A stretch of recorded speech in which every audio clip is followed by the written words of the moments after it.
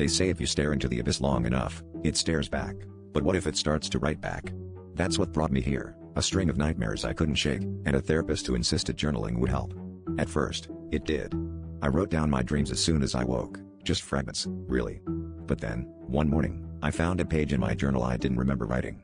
The handwriting was mine, but the words, they weren't.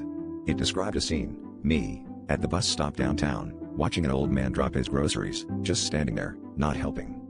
I shrugged it off as a foggy memory, maybe dream residue. But then it happened again. And again. Each entry more detailed, more disturbing, depicting things I hadn't done, stealing a wallet, pushing someone in a crowd, whispering threats into a stranger's ear. The scariest part? The entries always described moments set a day or two in the future. I tried to ignore them, but the tension grew every time I passed the places mentioned, or saw the faces described. Soon, resisting became impossible. It was like the words in the journal had seeped into my muscles, made my actions feel preordained. The first time, I convinced myself it was coincidence. I didn't need to bump into the woman and spill her coffee.